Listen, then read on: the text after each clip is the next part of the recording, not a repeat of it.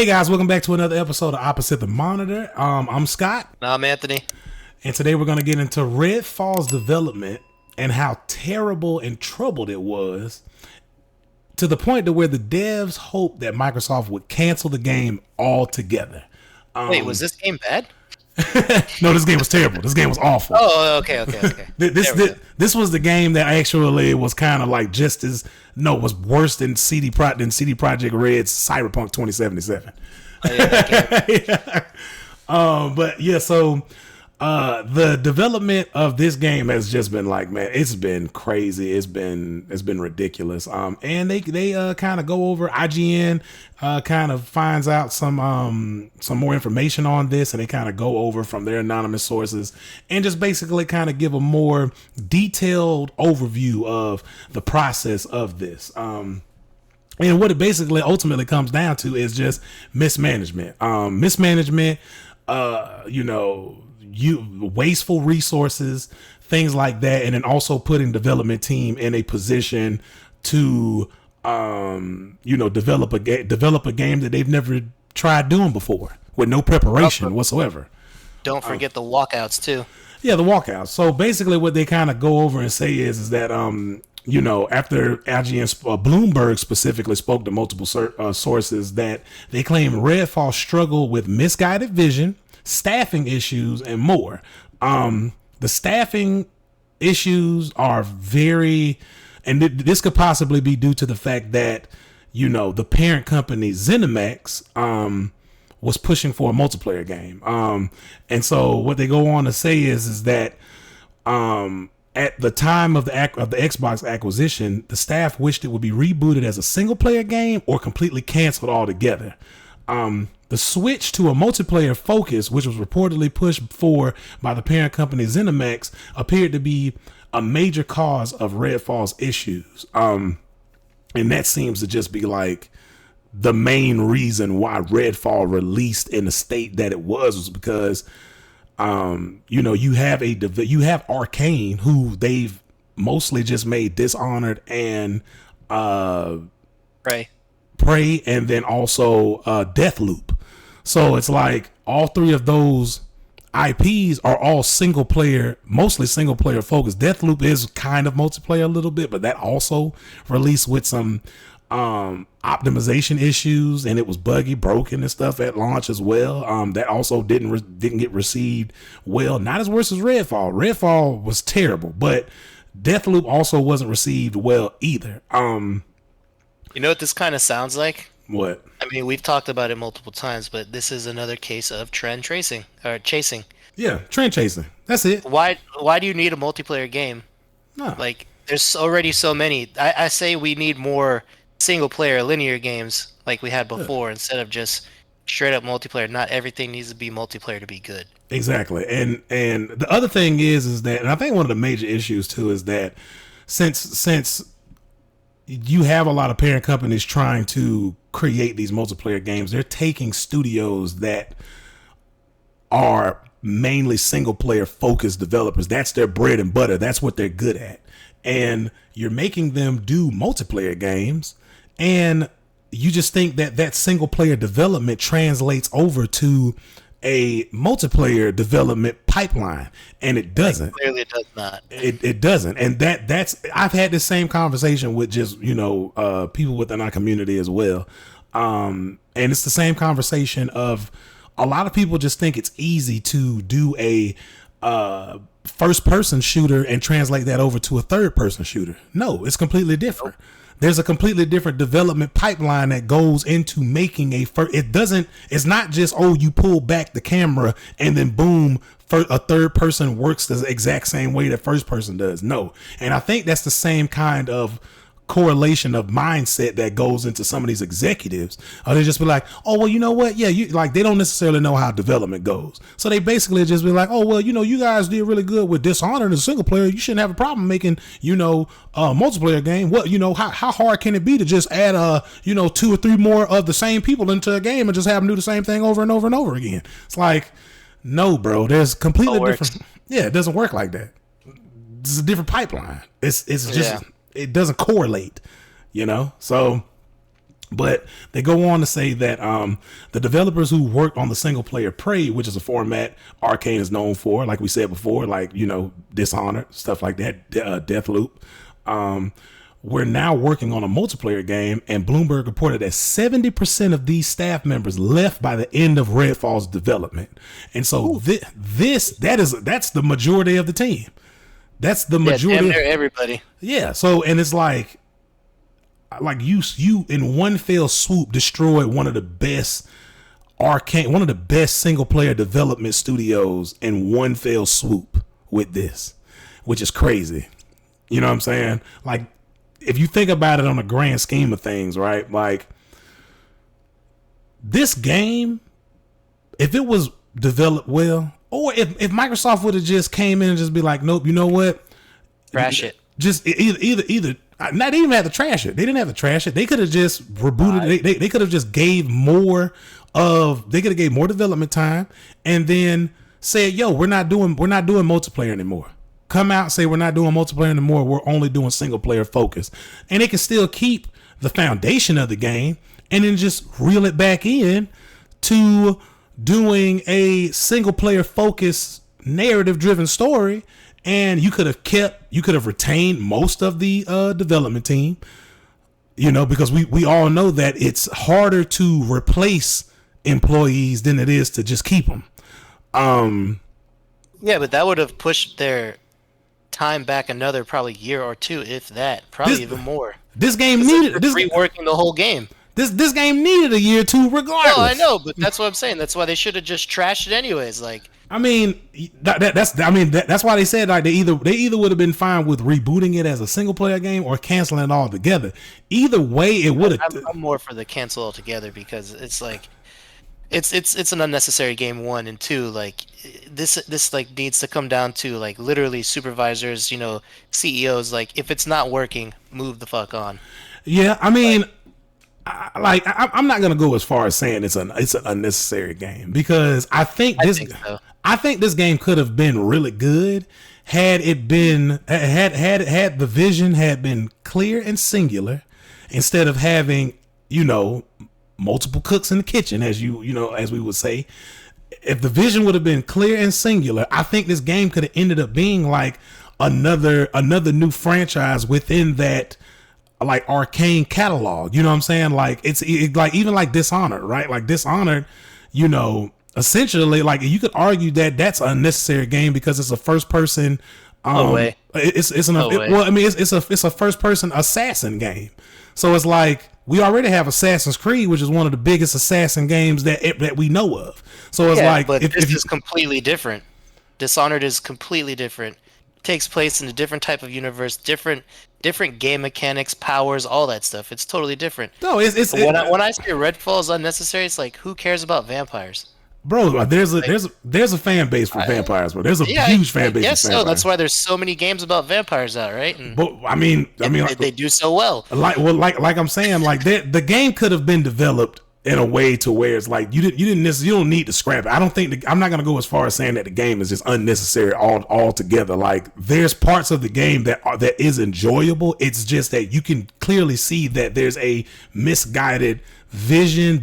You could clearly see that executives have had their hand in this development far too much, and that's the main issue, is that executives need to just be businessmen, and you need to let creatives be creatives. This is why we have, like, this is why I think that, for instance, like Warner Brothers or even like Disney was so successful for so long, because they had one person who was business oriented and one person who was creative oriented. This is why we have, like, even with Warner Brothers. It doesn't seem that way anymore, though, because a lot of the Disney Marvel movies are trash now. Yeah, but they don't have a creative head and a business head. They just have one business head, and he's out here got his hands and everything. So it's just like, he needs to pull it back. Exactly. You know what I'm saying? Like, but that's what I'm saying. Nobody's hyped for Marvel movies anymore. No, and that's what I'm saying is, like, I think they just needed to kind of like if it's not broke, don't fix it. If you have a team that is good at what they do, don't try to like shift and mold that team to be able to do something that's out of what their speciality is. Like, Microsoft, like, well, not even just Microsoft, but ZeniMax themselves, because I don't even think Microsoft, like, that's why it goes back to us saying before, or just like I think me and you said this before. Phil Spencer isn't the one that needs to take responsibility for this L. It's ZeniMax, and executives there, some of the creative heads, like, they need to take responsibility for this L, because this game, first of all, was in development for 2 years before the Xbox acquisition. You know what I'm saying? But even secondly, is that, like, if you want to make a multiplayer game, if you wanted to create a multiplayer game like this, ZeniMax has the resources. Like, you have other studios and development teams that make multiplayer games. You have a studio that specifically focuses on an MMO.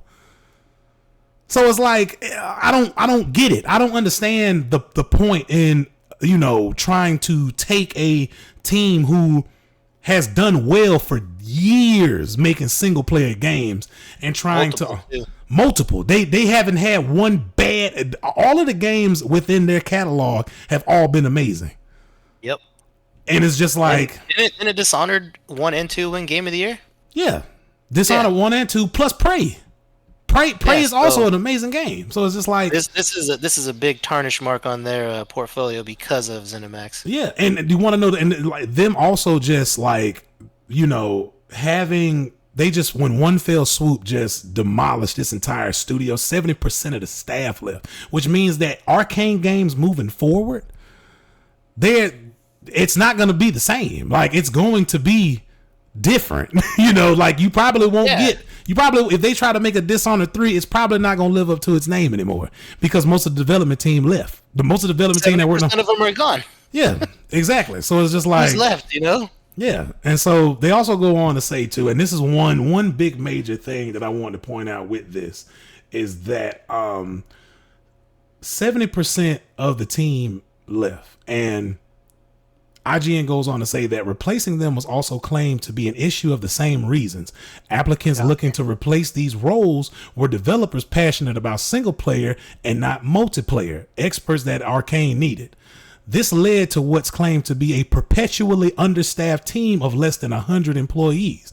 And the reason why they say that is because you replaced people who left, who the original people specialize in single player games, and then you just replace them with more people who are passionate about single player games when the game that you're developing is a multiplayer game. So make this make sense to me, Anthony. Make it make sense to me. You can't make it make sense.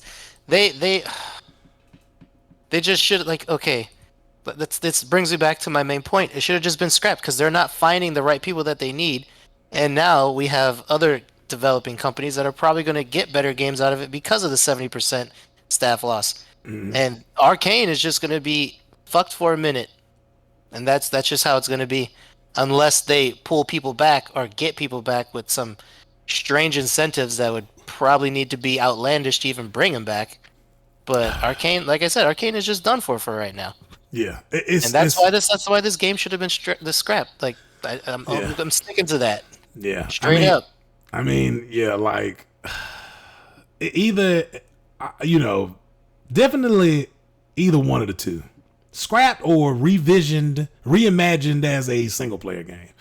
That's, what I'm saying? It might have been slightly better if it was reimagined as a single player game, but it probably still wouldn't have as big of an impact as, like, their previous hitters. Probably not, but it's like, the game would have been playable at launch. The game would have been, the AI would have probably functioned a hell of a lot better than they do now. You know what I'm saying? But how good is a bad playable game? Like, if story sucks and it's literally single player. Well, I mean, how good would that game truly be? See, the other thing is though, is that, like, that's another thing that I didn't, like, really notice throughout this game's lifespan as of late now. Didn't really hear a lot of people say that the story is bad. I didn't hear him say anything about the story in general. Well, yeah, and that's what I'm saying is because trust me, if the story was terrible, people be talking about it, just like they did with Saints Row. Saints Row, the game was broken and buggy day one, as well as the story was terrible. So it's like, I mean, how good do you expect Saints Row story to be?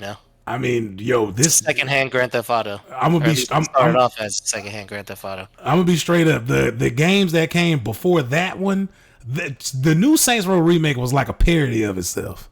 Typically Saints Row is a parody of Grand Theft Auto 5 or Grand Theft Auto in general, but the latest one was just a parody of a parody of a parody of itself, and didn't know what it was doing. No, and people complain about the story, the characters, like people complain. They also complain about the gameplay mechanics as well as optimization and everything else like that. So it's like I don't necessarily hear too many people complaining about the Redfall story as much. I think a lot of people kind of like think the story is just middling and okay, which is fine. But the main thing that people dislike about this game is the utter unplayability of this, and the fact that, you know, so many different components of this is just broken, and especially releasing in the state that it was. On top of that, still using de novo again. Like, I'm tired of like people not getting the hint. Stop using de novo. It's anti-tamper, but it's destroying your game's performance day one. And people keep telling you this. And there's more anti-tamper software that you could use that doesn't hinder performance of your game. So it's just this was just like an entire, like, I guess, stew of just bad things in a pot. You know what I'm saying? Like, it's a recipe for disaster, basically. Yeah, for sure. Definitely a recipe for disaster. But oh man, you know, like I said, I keep comparing this to like Starfield though. I'm like, luckily, the good thing is that Microsoft is more involved in Starfield. And now that we have more information on the fact that this game was in development 2 years before the acquisition, I can now understand why, you know, Xbox were hands off with this game. Well, also this, I wouldn't be so worried about Starfield because they didn't lose 70% of their developers. Exactly. Yet. Yeah. So I would still have hope for it. Exactly. But man, yeah, this is crazy. This is crazy. This is ridiculous, man. It's you know, RIP Arcane. For now. Hopefully, you know, the new, everyone loves a comeback story. Yeah, I mean, hopefully the new developers that they tried to replace with the 70% that left. Hopefully Xbox is just like, yo, you're predominantly single player development specialized, or the specialized developers. You know, we're just gonna have you make we'll have you do an Xbox exclusive, and you focus on just a first person single player narrative driven story. And hopefully that can kind of work out for them a lot more eventually. But yeah, so we're gonna move on now, and the next topic is we got some more details about Konami, the development behind Metal Gear Solid Delta, as well as which teams are returning and who's involved in the development. And you know, I think me and you both called it, Anthony. Yeah. You know, Hideo Kojima's not involved, as we previously assumed. Yeah, everyone could have called that. Yeah.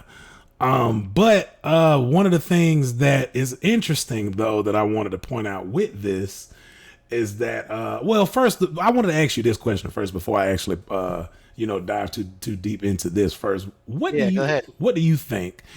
Announcing that Kojima is involved in the project, do you think that, now, if it was true, though, do you think that announcing it would have drawn up more hype than the information 100%. That we know now?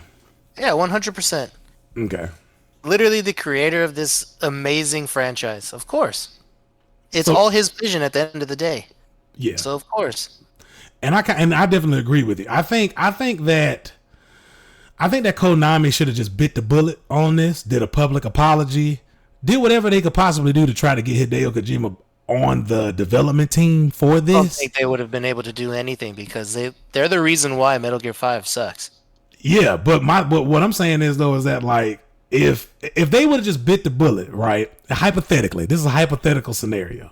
If they would have just bit the bullet, you know, and they would have just, you know, came out, made a public apology, you know what I'm saying, and then announced that Hideo Kojima is partnering with them to be able to, you know, develop Metal Gear Solid Delta and stuff like that from we know from an optics perspective that this would have drawn in more hype for this game than it did, because I think during the announcement of this, I don't think it drew as much hype as it should have, in my opinion.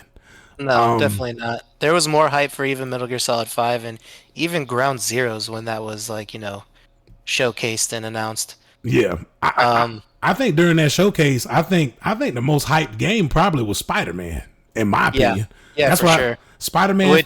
Which is crazy because this is Metal Gear we're talking about. Yeah, and Like so this was the best thing for PlayStation back in the day, you know? exactly, exactly, and so we know from an optics perspective that it could have drawn more hype for it, which we know that hype translates into sales most of the time. Yeah, most of the time. And so, from a business perspective, do you think it would have been a good call to be Oh, able for sure. to have to kind of mend that relationship with Hideo Kojima and have him, what I'm saying, kind of a partner, and not necessarily like he's working for you, but a partner like the same way that he is with Sony. Yeah, just for like inputs and whatnot on like Yeah, if they're doing it correctly or not. Yeah, for sure. Of yeah, course it would have. like Because consulting. again, just his name and just his like fingers on this project would I'm sure boost sales like tenfold. So Yeah, like so hype basically. would be good for the game itself and also for the business side. So Okay, so basically like consulting stuff like that.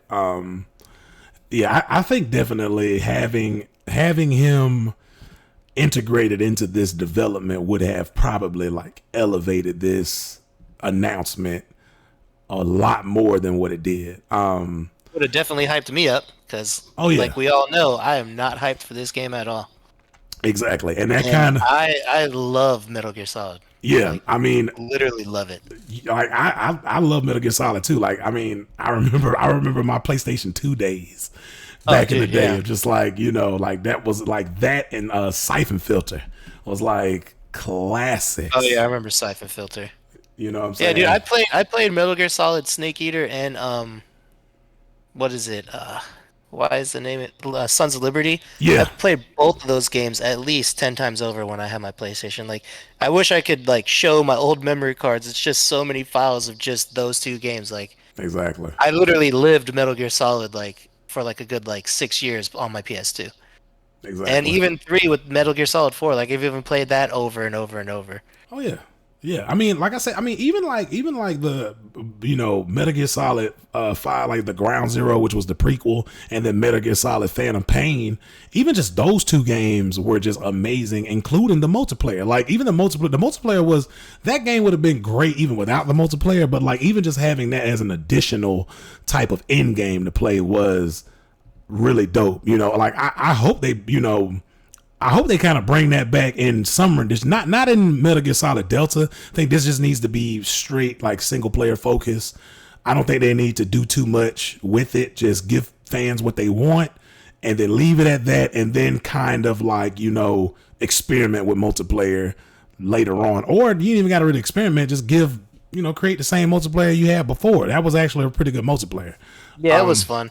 Yeah, So I just need to say something. So when I said Metal Gear 5 sucked, I mainly was talking about the story and how it was literally unfinished. Like I just want our viewers to know, like yeah, Metal Gear Solid 5 was a good game, but to me it sucked only because of Konami forcing a deadline, not allowing the story to be complete, and just ending the way it ended. yeah, That's why it sucked to me. yeah. Just letting everyone know because I know I'm probably going to get some flack in the comments saying, "Oh, Metal Gear 5 did not suck," all these keyboard warriors. But listen, you got to admit that story was terrible the way it ended. Them Twitter And fingers. yeah, exactly. Flexing them. But like, yeah. So definitely though, like, now one thing I will say is that Metal Gear Survive, that one was terrible. That was, That definitely yeah, sucked. that definitely sucked. That game was shit. That game was awful. And But see, that's why I have no faith for this because that's a Konami only like project, just like this. Yeah, they pulled in other developers who have done remasters and done them well, but it's still Konami, and I'm like, eh, Yeah, I mean, rightfully so. Like I said, and that's a nice segue to go into like my next point with this is that so Konami's staff is working on this as well as in conjunction with Virtuos Games, and they're a supporting studio. They've worked on games like Final Fantasy, Dark Souls, Nier Automata, things like that, and I actually did a little bit more digging into them, and they specialize in ports and remasters. So I wanted to actually point this out because this can kind of be a good thing or a bad thing depending on how you look at it. Konami obviously is the bad portion of this because they're getting developers working on a major IP, and they've been out of gaming essentially for the better half of like 5 years. They just went into like mobile games, gotcha games, card trading games, things like that. Like they haven't necessarily been like, this is their very first like major jump back into AAA games. And so Their last AAA was Metal Gear 5, right? Metal Gear Survive. Once they did Well, Metal Gear. I mean, good one. Oh well, yeah, good Metal one. Gear 5 was it. Yeah, Metal Gear Phantom Pain was the last one, the last good one. Then they made Survive, but Survive essentially was the last game they made before they just was like, we're taking a break from, we're not gonna make any AAA games anymore. They don't even make AAA, AA, single A. They don't even make none of that. They just went straight into like gotcha games, mobile games, and stuff like that. So that is the bad part of this. People who, trying to jump back into AAA space as if nothing, as if nothing changed, as if they never left, essentially. And the good thing about this, or I guess the semi-good thing, 50% of it is good, I guess, is Virtuous Games. All right. So, and the reason why I bring this point up is because since they specialize in ports and remasters, the last game studio that I could think of that actually had held the same title, they specialize in ports and remasters, and they were supporting studios like most of their career, was Sony's now purchased or acquired Bluepoint Games. And Bluepoint Games they're the developers behind the Demon Souls remake. Not a remaster. This is a completely game built from the ground up by people who specialize in remasters and ports. So with this information, Anthony, does it kind of make you feel a little bit better?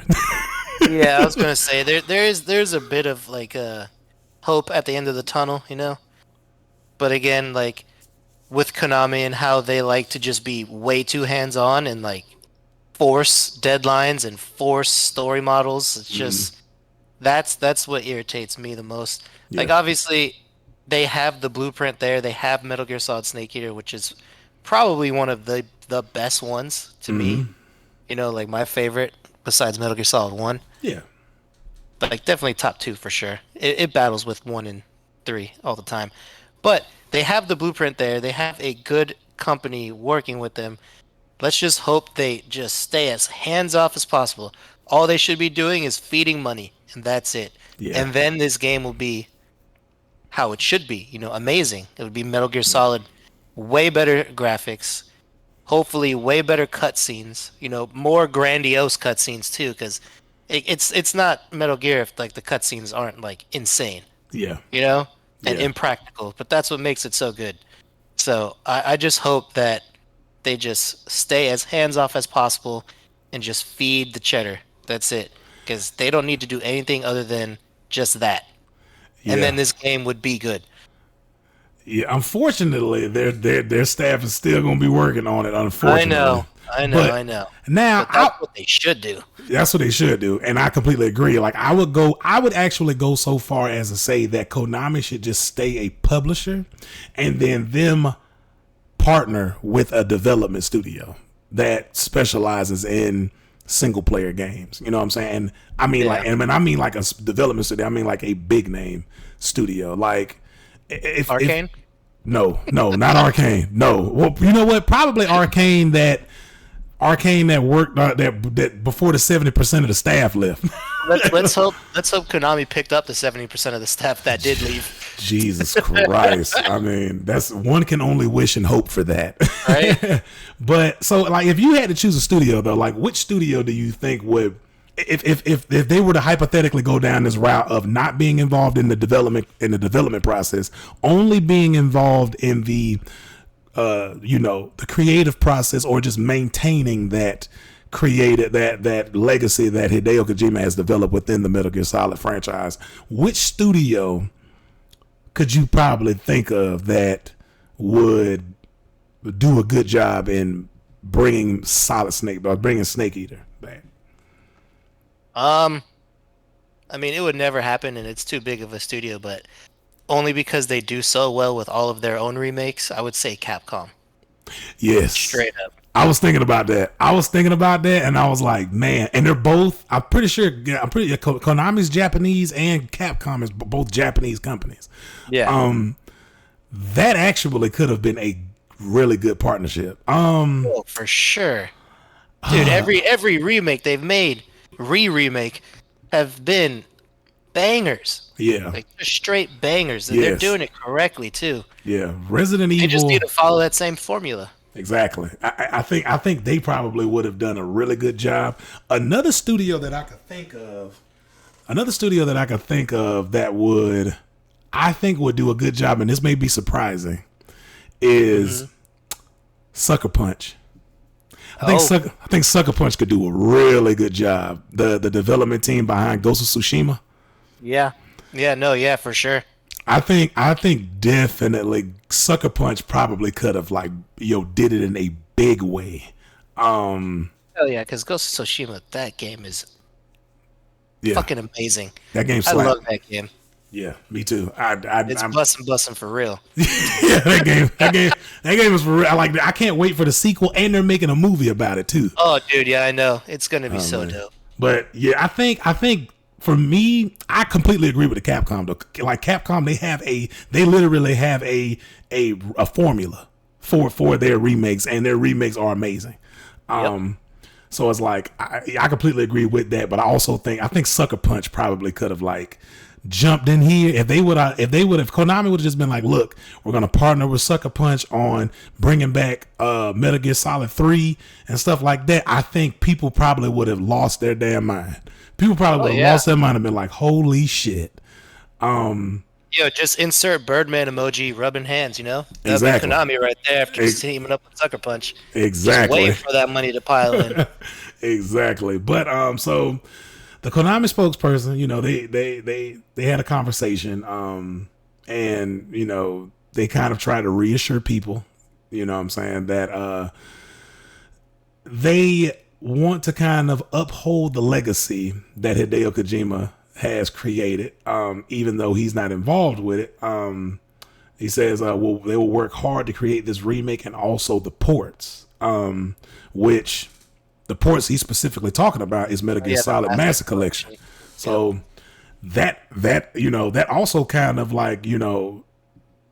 sounds really great too, because it's we spoke on the Master Collection before, where it comes with 1, 2, and 3 included in that, and they're all ports. So it's since they specialize in the ports, so I'm pretty sure it's going to come out releasing pretty good. Probably with more modern graphics, modern controls, just textures and stuff. Probably basically with ports you really can't mess them up. No, not necessarily. Updated controls, things like that. And they said that they can be enjoyed on multiple platforms by even more players around the world. So that kind of hints at that it's going to be on all platforms. So I'm assuming, PC, Xbox, PlayStation, possibly Switch. I'm pretty sure Switch. Yeah, the graphics are not going to be that intensive. I'm sure you'll be able to get a Metal Gear Solid collection on there. Yeah. So it would be really cool. What? If instead of using the base PS1 Metal Gear Solid, which I know is a good game, everybody loves it, everyone says it's better than the one I'm about to mention, but because of the whole remake and how good it looked on the GameCube, it would be better if we were getting Twin Snakes ported over. That would be nice. Instead of the base one. That would be nice. Twin Snakes was actually really good. I didn't own a GameCube, but I had a friend that owned one. And so We played that. We played House of the Dead on there. Man, Hell those yeah. GameCube had some like classics. But Straight bangers. yeah. But yeah, so it's currently in development for PC, PS5, Xbox Series S and X. So it's just next gen consoles as well as PC, the Metal Gear Solid Delta Snake Eater, the mainline game, not the Not the collections. ports. Yeah, Yeah. not the ports. So yeah, good thing, man. Like that's, I mean, at least we're starting to get into that cycle of like, okay, we're not developing games for last gen. That's over with. You should be able to Yeah. get a Thank PS5. God. Yeah, you should be able to get a PS5 now. You should be able to get an Xbox Series X and S now because they're all over the market, easy to get now. No, scalpers or anything like that. And Yeah, there's no resale on it anymore, which is a yeah, good thing. exactly. So it's it's really good because a lot of games suffered for trying to allow last Be on gen. old gen, yeah. Exactly. On legacy consoles. Exactly.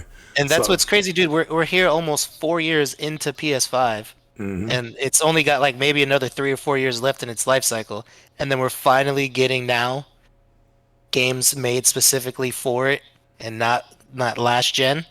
Like that took forever. exactly. But yep, I'm excited for this game though. I'm excited. Can't wait for it. Can't wait for the Master Collection as well. I'm half excited. All right, moving on. We got Meta officially announcing Quest 3 along with their Quest gaming showcase. At a really high ticket price. Oh man, I have some things to say about this. I have some things to say about this, but I want to get your thoughts on it first, Anthony. Yeah, I think Facebook or Meta, if you want to call it, they just need to just stop. Um, the Quest 2 didn't do good, and there's still barely any content for virtual reality. And now this Quest 3 coming in at $500 Yes. with not too much of upgrades. You know, it's I don't think we need this. Yeah. No one needs this. Even the people with the 2 and the Pro don't need this. Yeah. Oh man, you know what? It's just like so. Mark Zuckerberg is obviously he's gonna sell it. You know what I'm saying? They Of course. come out and say that most powerful headset yet. It's coming with a next gen Qualcomm Snapdragon chipset. So you should get an increase in graphical performance that way if you decide on purchasing the Quest 3. One of the other things that they point out too is that so one of the other pros, I guess, to this is that they point out that it's 40% slimmer optic profile compared to its predecessor, which that should kind of translate over into The weight. the weight, because I know one of the other points of contention that people had with the old one was that it's kind of heavy and clunky. So Yeah, it's not gonna feel like you're wearing like a riot mask. yeah, exactly. It's like just running around with something. Like who wants to run around with a pound, like a pound of weight of a headset on their head, On their face. on their face, and it's like no, like there has to be some kind of upgrade to this. But one of the other benefits too is that it also comes with a full color pass through. These are just different type of specs that I was able to find out through Tom's Hardware. Shout out. But here's where we start getting into some of the things that I think that people need to know about with this. Don't just fall in for the hype with this, man. Like definitely do your due diligence and start looking up some of the specs with this because I'll go over the cons and my expectations for this. So the $500 price tag needs to be justified by two things: storage and battery life. Storage has been announced. Battery life has not been announced. Battery life is very important because a lot of people were that was one of the major complaints about the Quest 2. 2 to 3 hours of battery life, that's not even long enough to be a Call of Duty campaign. You can't It's even, just terrible. exactly. It's like you can't, what I'm saying? Like it requires you to have to constantly either be plugged in or you can't even get a good gaming session in within 2 to 3 hours, really. So the other thing is that the storage. So $500 for the Quest 3 base model, right? 128 gigs. This is the exact same storage for the recently price cut Quest 2 at $300 for 128 gigs, right? So what it's going to come down to is that is the chipset that's the new generation Snapdragon chipset, which I think is about 2 to 3 generations newer than the Quest 2 model. Is it really going to make that much of a difference? Exactly. Is that really going to make that much of a difference in the grand scheme of things if you're gaming, if you're doing VR gaming, right? Like if it is the performance needs to justify the extra 100 or like, well, no, it's $200 of price hike or price jump, essentially. Granted, the Quest, the 256 gig model is also 350, right? But still has the same chipset, just increased storage. Which that storage for an extra $150, I don't think is worth it. In general, the 256 gigs for an extra $150 price tag. No, you need. Well, it's $50. Is it? Oh yeah, $50. My bad. Yeah, So, it's 3 and 350. Yeah. $50. I'm sorry. Yeah, so $50, which I still the 120. That's not that bad. That's not that bad, but 128 gigs for $500 Quest 3. No, 256 needs to be the base. Yeah, but storage. that shows you they're going to have a Quest 3 with 256 at either 550 or maybe even more. Exactly, and that's what I'm saying. And then here's another thing: they haven't mentioned the battery life, right? No. So with this new Snapdragon, that's going to be more resource heavy on the battery itself. Exactly. So if you don't upgrade that battery, you're going to go from 2 to 3 hours with the old one to like 1 to 2.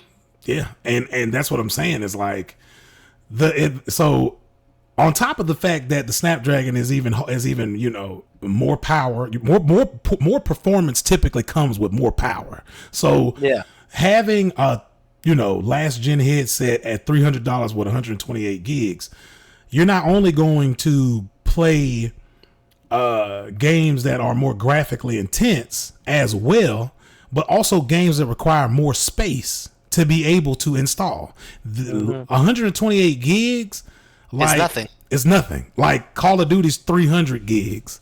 Yeah. Day one. So it's just like, if you're like, I'm pretty, and even with VR, the compression for these games are not the same as the compression for games that you're playing that isn't virtual reality. So it's like there's most likely less compression in a game when downloading on a VR versus on an actual console when you're playing on a screen. Yeah, because it's better optimized for those OSs. Exactly, and that's what I'm saying. That's what I'm saying is like I think this $500 price tag, the storage needs to be increased. I think if you're going to charge people $500 for the Quest 3, it doesn't need to come base at 128 gigs. It needs to be 256. And then if you're going to do another model, that model needs to be 512, in my opinion. Yeah. My opinion is, if this thing is going to be $500, why would I buy this over a PlayStation? Exactly. I don't care for a headset directly on my face. Exactly. Me and you both have agreed. Like we've said this before. VR is not there yet. It's not there definitely yet. Not. VR needs at least another 5 to 10 years to be able to get to where it needs to be. Yeah. And the only VR that's good is like the VR you play at like Extreme Action Park or like Dave and Buster's or something, where they have the whole stand in there. Yeah. You put those sock things over your feet, and you can like run around and you get this whole body harness. That's the only good VR right now. That's never going to be in your house unless you're literally like, I don't know, rich as hell, like Bill Gates or some shit like that. Yeah, you can have those in your house then. But these VR models, no, this is not it. No, and I feel like Meta is doing the same mistake that they're doing with that Sony's doing with PSVR 2. You know, that price tag exactly reminded me of that as well. Yeah, I Like think even Sony can't sell virtual headsets at no, that price. What makes exactly. Facebook think that they can? Exactly. You know what I'm saying? Now, I will say, in my opinion, I will say the Quest is probably a better VR headset than PSVR 2. And just give it that, I'm just saying that solely for the fact that it has more games tailored to it than the PSVR 2.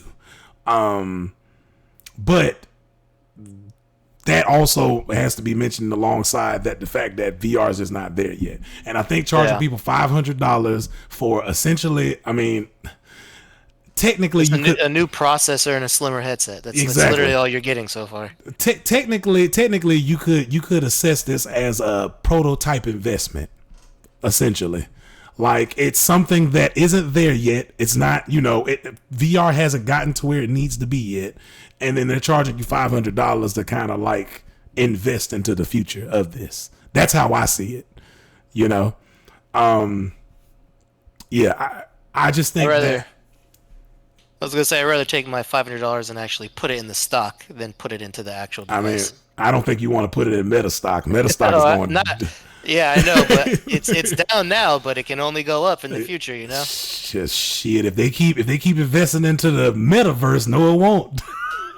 Yeah, you're right. If Mark Zuckerberg thinks that everybody can live Ready Player One lives and shit, no. Well, we already know Mark Zuckerberg's an android anyway, so that's why he thinks that.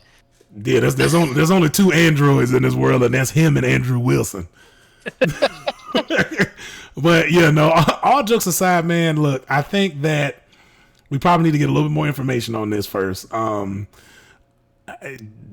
battery life needs to justify that price tag. That battery life, and I think they need to include more storage on that headset. 128 gigs, bro, for a base model as $500, bro. Like, I don't believe that new chipset is more powerful than the Quest 2, or at least a significant increase, because I've heard the same conversation from Nvidia CEO about their RTX cards, and it's like, every time I hear a new car coming out, it's like, oh, this one's 20%, 30%, 40%, 50% more power,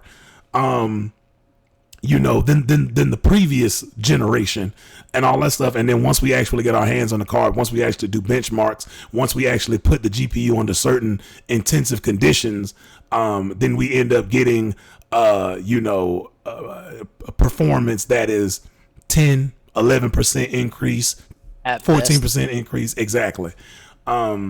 So yeah, we need to get more information on this, but at this point in time, it doesn't look like something that, I personally would invest into just yet. Like, I still think that the Valve Index is probably the greatest VR headset that you'll probably ever that you'll ever have in this particular point in life. Especially because of the Half-Life 2 Alexa. I mean, the Half-Life 2 Alex game. Alex, yeah, that's what I meant, Alex. Yeah, Alex game. Yeah, like that game is phenomenal in general. But like, just even the performance of other VR titles on that headset, it has, it's great. It has full hand and finger control as well. And games just function a lot better on that headset than because I've tested the Quest 2 before, and putting it up against like, the Valve Index, or just like, I do believe the Quest 2 is better than the PSVR in my opinion. I mean, the battery life is terrible, but as far as like my experience between the PSVR, the Quest 2, and the Valve Index, I would have to rank them Valve Index, Quest 2, PSVR. In my opinion, as far as like, motion sickness and all that other stuff like that, because it also does kind of play into it. I do think that the Quest 2, that weight on my face is uncomfortable. It's, especially when you have the weight on your face from the visor as well as the headphones that you have on as well. But yeah, I do think that we definitely need to get more information on this. That also kind of like, yeah, that it definitely needs to be I guess address the fact that the battery life and storage needs to be increased. But moving on, we have some Fable news, and they, the development team teased that they may be showing up at Xbox Game Showcase in I think June 11th is the showcase date. Yep, few days. Few more days, man. So I'm anticipating this. I'm excited for it. What games do you think Xbox is going to display or going to put on display at Showcase? To tell you the truth, I have no clue. Yeah, I'm not paying attention to Xbox at all. I mean, I did see that that weird glitter thing that they showed, which I thought, I'm not gonna lie, I thought that was a bit cringy. Well, the glitter following up the stairs, and the glitter on the controller, and then the glitter on the monitor, and it shows the Fable logo, and I was like, yeah, that's super cringy. I mean, yeah, I also agree. I think it was hella cringy, but they're playing into that, like, I guess Pixie Fairy type thing, because they did have that in the teaser trailer a few years ago that they displayed all that they showed off. But yeah, so we know there will be fairies in this game. Yeah, we know the fairies gonna be in this game. I think Big time. I think one of the games that I would want to see at this showcase that I haven't heard too much about is State of Decay 3. I'm excited for State of Decay 3. That game, State of Decay 2 is amazing. And if you don't know State of Decay is a open world zombie survival game. And man, when I tell you, like, it is, like, State of Decay 2 is a classic, and unfortunately it was developed on a Unity engine, and it wasn't it didn't have all of the multiplayer capabilities that it should have had. But I think this one, the new one, is being developed on Unreal Engine 5, and the new one is going to have, a more modernized multiplayer functionality, which I'm excited for. But getting into Fable, it's nice to know that Fable's coming to Xbox Games Showcase. The last time I saw Fable was announced, and it kind of almost looked like a Dungeon Masters type of game, where it was like a 1v4 type of game where you had one player controlling like the enemy elements and the world elements to try to hinder the other four players' characters in moving throughout the world and stuff. It was definitely a different kind of Fable game. And it didn't work. People were just like, nope, this isn't Fable. What the hell are you doing? Xbox ended up scrapping that entire idea, got rid of that entire team, and then moved to what we now know as Fable, and it's being developed by Playground Games. And I'm excited for this because Playground Games, I love Forza Motorsport. The only issue I have with this, and this is something that I want to ask you with about this, is that what do you think? How do you think this game is going to turn out as far as Playground Games being the developers on this, because they haven't made an open world RPG, and it goes back to people doing stuff they don't normally do. I was gonna say, I know they're good at racing games and cars, but what do they know about open world fantasy RPGs? Exactly. And look, that's not to say they won't do a good job. I don't have faith in developers doing stuff that they don't normally do. Like, I feel like if you want to experiment on something that you don't normally do, don't do it on like known franchises. Do it on you don't do it IP. on Fable. Yeah, do it Literally, on. people have been waiting for this game since Xbox 360. Exactly. Do it on unknown original IP. But it's a decision Xbox Phil Spencer's made, and getting Playground Games in there. One thing I will say, it's going to look pretty. It's going to look really nice. It's going to look really nice. Amazing. Yeah. Yep. Forza's good with them graphics. Exactly. Kind of like Gran Turismo, so. Exactly. So it's definitely going to look nice. It's definitely, it's definitely going to look nice. But one thing I also want to point out too is that they're going to be using the same engine that they used to do Forza Motorsport on Fable. And this is also another point that I want to bring up is that we know how this has gone again. I bring up Cyberpunk 2077 and them using their own proprietary engine to develop a very ambitious game that engine is not designed for. And so what do you think about that? Yeah, I'm wondering what like character like facial features and just bodies in general are going to look like because you're literally going from cars to creatures and humans. Yeah. Like I don't know. Like again, we know it's going to look pretty, but how is the structure of these characters going to even look? Yeah. Like we see like the CGI, like trailer of like the mythical mushroom village Yeah. right here. Like that looks cool, but again, we don't see actual physical bodies and physical players or characters or enemies or villains or anything. Yeah. So I'm really wondering like what is that really going to look like? Yeah. I think that's going to basically come down to the art director, art design. No, I get it, but like their Yeah. textures for all that stuff, it's just I don't know. Again, you're talking about cars, like Yeah. shiny paint, tire tread, asphalt, stuff like that. Like yes, the physical like textures and graphics of the landscape always going to be A1.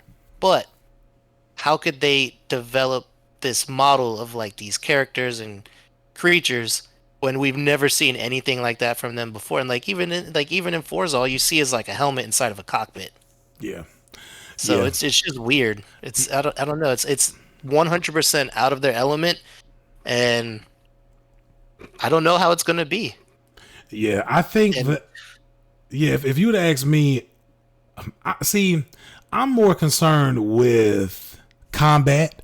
I'm more concerned with, oh yeah, that too. But yeah, yeah, see, like what's like, I'm more concerned with like combat. I'm more concerned with like, just basic functionality of enemy AI, NPCs roaming around, merchants, stores, the way that the world interacts with me, because old school Fable games, you had different elements interacting with each other. Like you would have oil interacting with fire to create a forest fire, or it's like it would all just kind of blend together. So my thing is that can this engine be a can this is this I mean, look, I know the engine looks amazing. I know it can, Forza Motorsport is a very technical game as far as like from a driving standpoint. There's a lot of different little elements within that game that you can be able to fine tune cars, definitely get into the nitty gritty of that. But how is this going to translate over to a fantasy role playing game that is so heavy in the role playing? You know what I'm saying? Character customization, like stuff like that. You know what I'm saying? Like, can this game be optimized to a playable level using this engine? And that's just my major thing with it. that's kind of what I was getting at too when I was talking about like character developments and stuff like that and creatures.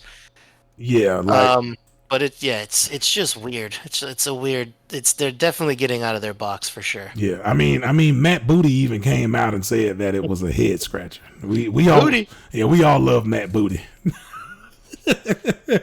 We all love Matt Booty. But yeah, like, I don't know, man. This is definitely gonna be a weird one for sure. I mean, the trailers look nice, but I got to see gameplay. Yeah, for sure. Definitely gonna be a weird one. But moving on, we do have some information about CD Projekt Red's veterans, and they're creating a new studio called Blank. And one of the things that I just really want to highlight this, because I do love when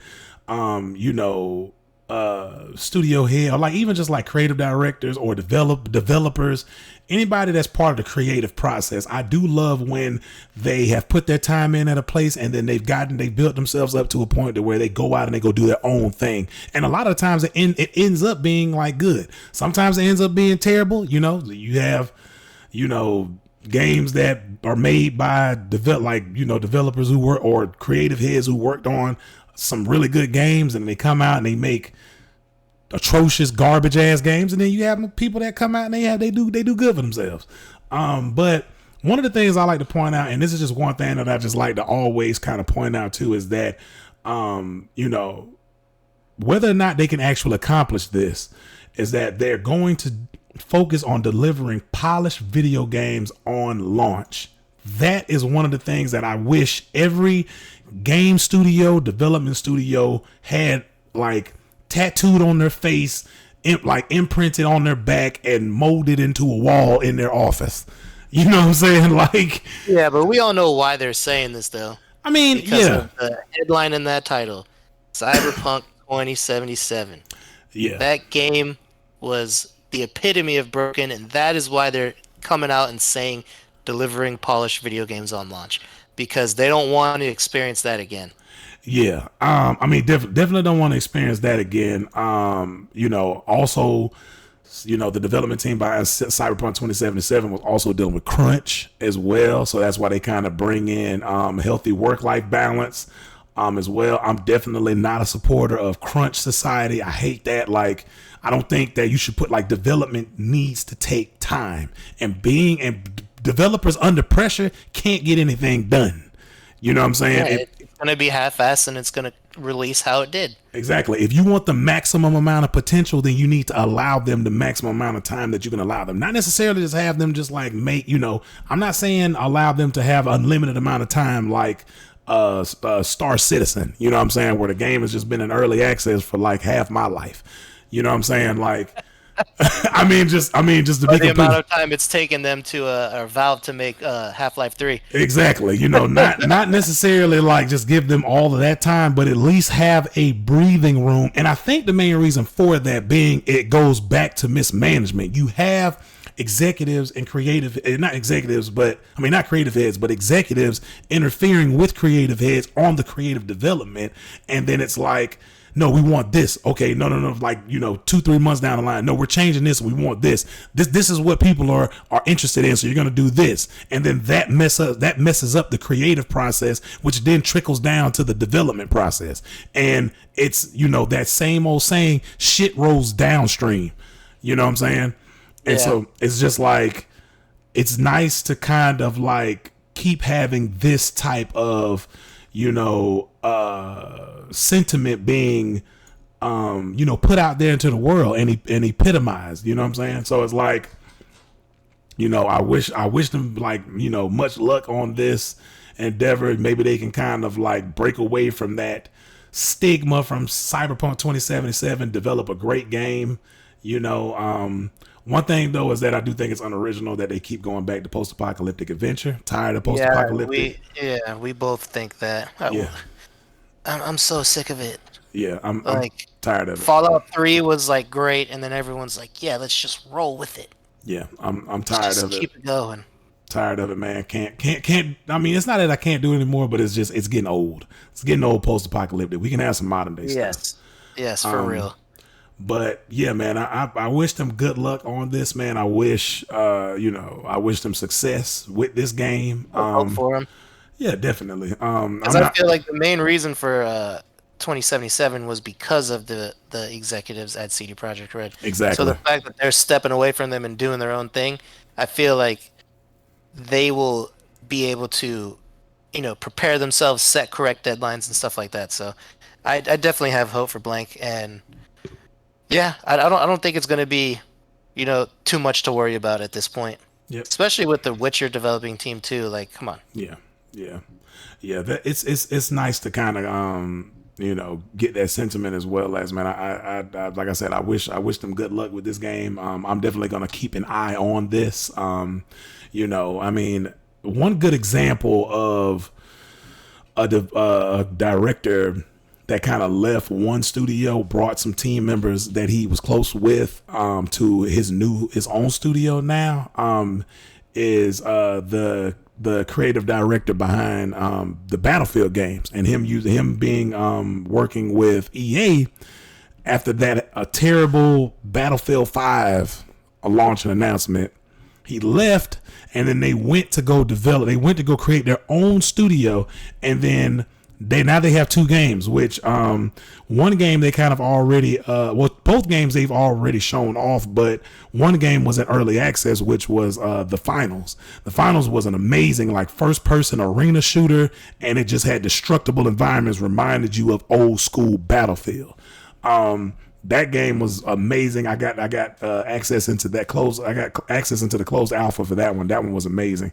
And then there's another game that they also have that I can't think of right now, but it's also a third person shooter that I think they just announced that they kind of changed like the dynamic of the game now from from the original concept of it. But one, people in the comments can let me know exactly what the name of that game is, since I can't remember this moment. But I do wish Blank success on their endeavors, and hopefully, man, we get to see a trailer for this game in the next few years, hopefully. If at least not better concept art. Exactly. That just looks very generic right there. Exactly. But one last thing I wanted to point out too, and this is going to be very quick, but Nvidia is actually bringing its AI avatars to games, and they can interact with players in real time. Voice dialogue and facial animations. I thought this kind of technology was amazing. They announced it at Computex 23 this year. And it's basically the way that this functions is that this particular it's a Omniverse avatar cloud engine, basically, that animates and gives voices to in-game PCs, and they use a large language model. So basically AI program dialogue as well as facial animations. And I'll also link this article in the description of the video as well if you want to check out this new technology. I do want to say though that this could have some repercussions to some voice actors, some voice actor jobs, as well as mocap. So this coupled with Epic's meta-human technology and their Unreal Engine 5 platform could definitely kind of cause a shift in gaming with this. But all in all, man, it looks like an amazing piece of technology. Can't wait to see this implemented. I think one of the two games have already been announced to use this technology. Stalker 2 Heart of Chernobyl is one of them, and then Fallen Leaf, which is not a game I'm not too familiar with. That game is also touted to also use this technology as well. So yeah, excited for it. And I just wanted to point this out really quick. But yeah, that's it, man. Do you have anything, Anthony, for this before? Yeah, maybe this is what was taking Stalker so long to come out with the number 2. Maybe they were waiting for AI. I mean, look, they were waiting either waiting for AI, or they were trying to scam their consumers into trying to get a meta-human built into the game and sell it as an NFT. Yeah. Oh my god, dude. So at least Stalker's finally coming out, man. Yeah, man. I'm excited for Stalker. But yeah, this is a good piece of technology, man. I'm excited to kind of see this in action and see how this goes and see how immersive this makes games feel a lot more. I can see this type of technology working in Grand Theft Auto, where you're walking past a bunch of NPCs. With all the NPCs. Yeah, on the street and stuff like that. I can definitely see this, and they all say different stuff. You know what I'm saying? Yeah, hopefully they bring back some of the old San Andreas NPCs. Those motherfuckers were funny in that game. Exactly. We need some funny NPCs again in Grand Theft Auto. Exactly. We do. But my mother's my sister. Exactly. But that's it for today, guys. If you guys enjoyed the content, man, make sure you like the video, subscribe to the channel, man. We have a lot of good content up on the channel now. And we're just putting it out every week, every Tuesday, 2 p.m. Central Standard Time. So follow us on TikTok and Facebook as well. Exactly. Follow us on TikTok, Facebook. But if you guys enjoyed the content, like the video, subscribe to the channel. And what else do they need to do, Anthony? Ring that bell. Ring that goddamn bell. Thank you very much, and you guys have a great day.